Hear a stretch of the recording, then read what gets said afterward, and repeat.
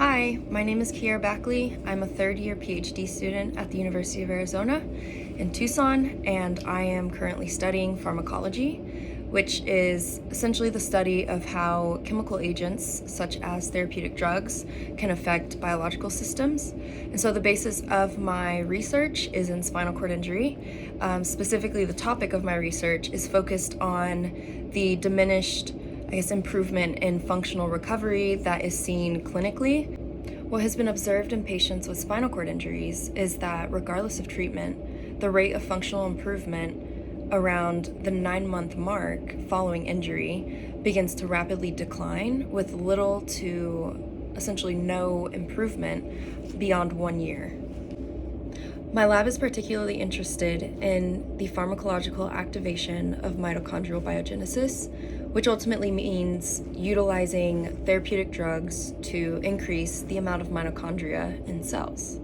Mitochondrial dysfunction has been linked to the pathogenesis of numerous neurodegenerative diseases, and there is a particular protein found within the mitochondria that helps to maintain homeostasis called sirtuin-3. My research question is, could the dysfunction of sirtuin-3 within the mitochondria be contributing to the decline in functional improvement that is seen at later time points following spinal cord injury?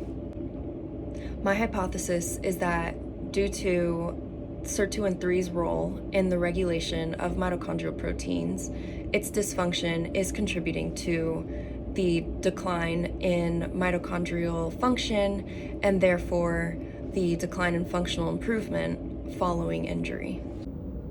For our experiments, we use mice, and so this is the area and some of the tools where spinal cord surgeries are performed. To do that, we first remove one of the thoracic vertebrae from the mouse's spine, and then with this instrument here, we use these tweezers to clamp the mouse's spine in place and then apply a specific force directly to the spinal cord. As seen here, a successful surgery is indicated by complete paralysis of the hind limbs.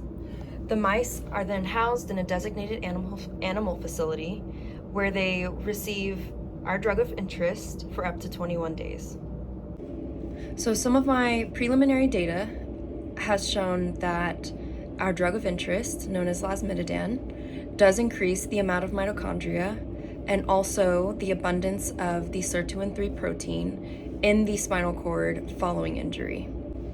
And so one of my future directions is to investigate the role of sirtuin-3 on energy production in the mitochondria. And so to do this, I will utilize a mouse model where I knock out or essentially inactivate the sirtuin-3 gene and then run a series of experiments to determine if there is in fact a decline in the energy production within the mitochondria of cells found in the injured spinal cord.